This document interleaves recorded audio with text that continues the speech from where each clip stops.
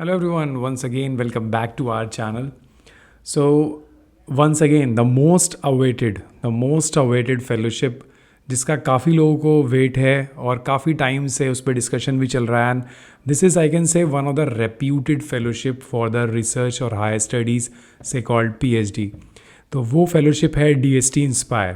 तो DST inspire सारे ही university rank holders के लिए होती है और 2023 का एप्लीकेशन फाइनली आ चुका है. सो जितने लोगों ने भी तैयारी की है बिल्कुल तैयार हो जाएं. सारे इंस्ट्रक्शंस देखते हैं बहुत ही केयरफुली, एक भी इंस्ट्रक्शन मिस मत करना बिकॉज इसमें एक बार अगर गलती हो जाती है तो उसको करेक्शन के लिए ऑप्शंस नहीं मिलता है. So just start the instructions with detail. तो रजिस्ट्रेशन बहुत ही केयरफुली करना है आपको. चलिए इंस्ट्रक्शंस को डिटेल में देखते हैं. So this is the website onlineinspire.gov.in जिसपे कि आप रेगुलरली विजिट कर रहे होंगे और यहाँ पे इंटर्नशिप, स्कॉलरशिप और फेलोशिप्स के और सारी गाइडलाइंस के ऑप्शंस होते हैं जहाँ पे जाके आपको अपना लॉगिन रजिस्ट्रेशन क्रिएट करना होता है. तो अगर मैं आपको यहाँ दिखाऊँ तो आपको फेलोशिप पे क्लिक करना है and once you will click on the fellowship you will get this link call for applications under Inspire Fellowship 2022. Once you will click on this you will a PDF, an advertisement will be downloaded, a PDF. You will get this notification which is from the DST, Ministry of Science and Technology, Innovation in Science Pursuit for the Inspired Research Scheme, जो कि inspire की full form है. तो call for the applications, DST inspire के बारे में मैं बहुत ज़्यादा नहीं बताऊंगा. It has been taken several pioneer initiatives for attracting meritorious student to the basic and the natural sciences. मैं ऑलरेडी बता चुका हूँ. काफ़ी लोगों को ये डाउट रहता है कि ये सिर्फ साइंस के स्ट्रीम के लोगों को मिलता है, but you can check at the college and the university level and to pursue research career in both basic and applied sciences area including engineering, the very first, medicine, agriculture, veterinary sciences. तो ये basic disciplines हैं. इसके अंदर बहुत सारे disciplines आते हैं तो उसके थ्रू आप इंस्पायर को अप्लाई कर सकते हैं. इन किसी भी डिसिप्लिन में आप अगर आपने अपना पीजी कर रखा है और आप एलिजिबिलिटी क्रैक करते हैं तो चलिए. So just read out this one. Innovation in the science pursuit for the offering standing opportunity for pursuing doctorate research at any level into fellowship at the same level as the net. देखिए उसी same level fellowship है, मतलब जो net को मिलती है वो यहीं मिलेगी. आपका मास्टर्स होना चाहिए आपके सब्जेक्ट में. अब सबसे इंपॉर्टेंट चलिए आते हैं एलिजिबिलिटी पे. ध्यान से सुनिएगा. किसी को कोई भी डाउट हो you can join the Telegram group और उसके बाद पर्सनली डिस्कस कर सकते हैं. हम ऑलरेडी कई सारे वीडियोस डीएसटी इंस्पायर के इंस्ट्रक्शंस, कैसे डीएसटी इंस्पायर लेना है, मैं सारे लिंक मैं डिस्क्रिप्शन में डाल दूंगा. कैसे प्रपोजल लिखना है, कौन सा लेवल 1 होता है, कौन सा लेवल 2 होता है. इवन 2 इंटरव्यू भी पड़े हुए हैं जो कि डीएसटी इंस्पायर अवॉर्डी के हैं, तो आप जाके देख सकते हो. Now the very first eligibility criteria, if you are a inspire scholar. अब ये इंस्पायर स्कॉलर क्या होते हैं? अगर बैचलर्स के बाद आपने मास्टर्स में इंस्पायर, अगर आप इसका पेज देखेंगे तो यहाँ पे इंस्पायर का इंटर्नशिप और इंस्पायर का स्कॉलरशिप होता है. तो अगर आपने अप्लाई किया होगा, because most of the graduates को पता ही नहीं होता कि हमको मास्टर्स में भी फेलोशिप मिलती है. तो अगर आपने मास्टर्स में अप्लाई किया और आपको मास्टर्स में ये डीएसटी की तरफ से मिला है तो उसको बोलते हैं इंस्पायर स्कॉलर. तो if you are an inspire scholar मतलब आपको मास्टर्स में डीएसटी की तरफ से इंस्पायर की स्कॉलरशिप मिल चुकी है. Then eligibility for those students those who are inspire scholar will be changed. आपको टॉप करने की जरूरत नहीं है. Is that clear? अगर कोई स्कॉलर है तो वो टॉपर नहीं भी होगा तब भी एलिजिबल है. मीन्स लाइक इंस्पायर स्कॉलर को सिर्फ 70% मार्क्स आने जरूरी हैं एमएससी या फिर इंटीग्रेटेड एमएससी कोर्स में. Remember this course, masters course must be regular. अगर वो डिस्टेंस होगा तो you are not eligible at all. ठीक है. तो जो अगर आप स्कॉलर हो तो 70% मार्क्स. अब दूसरा केस, आपने मास्टर्स में डीएसटी अप्लाई नहीं किया, then how come you was inspire scholar? तो आप इंस्पायर स्कॉलर नहीं हो तो आपको ये 2 एलिजिबिलिटी देखनी पड़ेगी. You must be a first rank holder with minimum 70% marks at university level examination in post PG examination.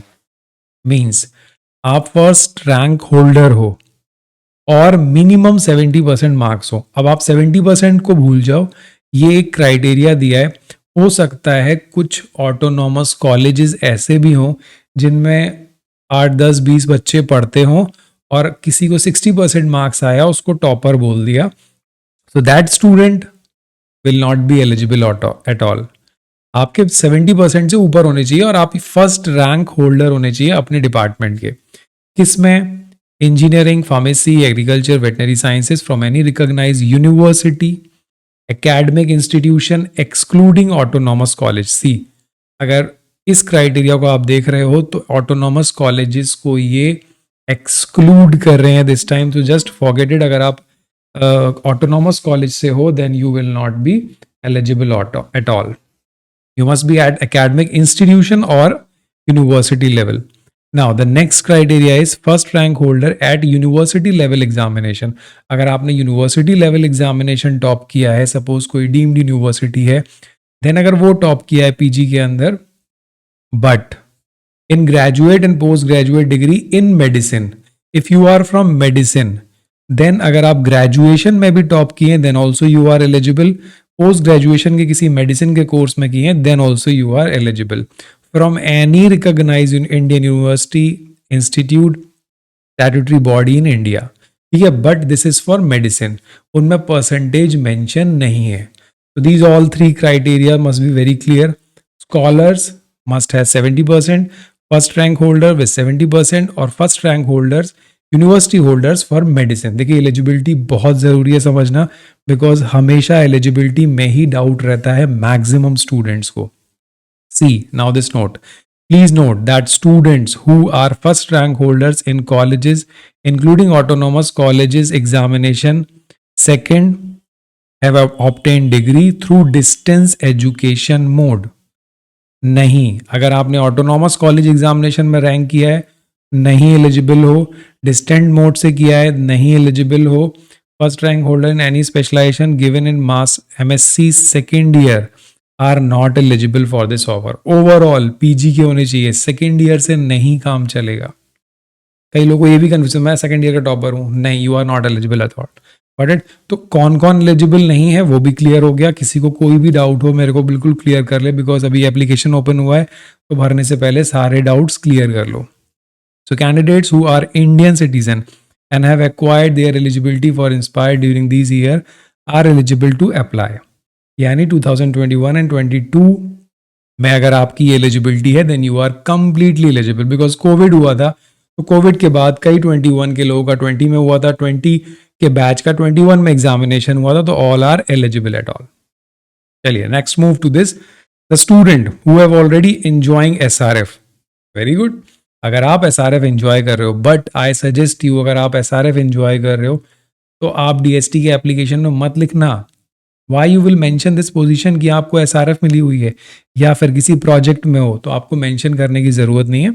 You just mention that you are the topper and you want to apply in the DST Inspire. Do not mention that you are having SRF and JRF at all. I'm strictly telling you, do not mention. ठीक है. उसके बाद fellowship कितना होगा देखिए, 1000 लोगों को ये हर बार दिया जाता है JRF और SRF, टोटल 1000 ओवरऑल. और जो मैक्सिमम होता है वो 5 years के लिए होता है, या पीएचडी अगर पहले खत्म हो जाता है तो ये पीएचडी से पहले खत्म हो जाएगा. Got it. या तो 5 साल, या आप उसके बाद खत्म करोगे तो they will not continue at all. How to apply? Simple, online portal. This is the portal. You have to sign in. So you have to go to the portal. You have to register yourself through your correct email ID and phone number. Don't forget anything like the details which you are registering, because these are very important from the next 5 years if you will be awarded or giving provisional letter. So please read guidelines available on the portal. 25th November से 10th of January तक applicable है, यानी award होते होते फरवरी या मार्च हो जाएगा. बहुत ही अच्छी बात है कि ये फॉर्म इतना जल्दी आ गया. I am not expecting at all At least I'm expecting in January, February, March, but this is in November. This is very good for those student जहाँ पे अभी एप्लीकेशन आने बाकी होंगे.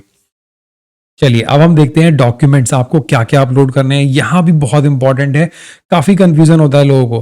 Passport size photograph that is completely clear, 10th marksheet completely clear for the date of birth. These are the mandatory documents. Marksheet of educational qualification जैसे 12th की हो गई, यूजी की हो गई, पीजी की हो गई, ये मैंडेटरी है, नो डाउट आपको करना ही करना है. पीडीएफ बना लीजिएगा, 1 MB से ऊपर साइज नहीं होना चाहिए. इसमें भी किसी को प्रॉब्लम आ रही है तो please let me know, I tell you the solution for that. Now the first rank certificate for the applicants who are not Inspire scholars. जो स्कॉलर्स नहीं है उनको रैंक होल्डर का सर्टिफिकेट चाहिए. फॉर्मेट दे रखा है वेबसाइट पे, या तो आपका यूनिवर्सिटी आपको खुद देगा, और अगर नहीं दिया है तो आप उस फॉर्मेट में बनवा सकते हैं रजिस्ट्रार से फॉरवर्ड करवा के.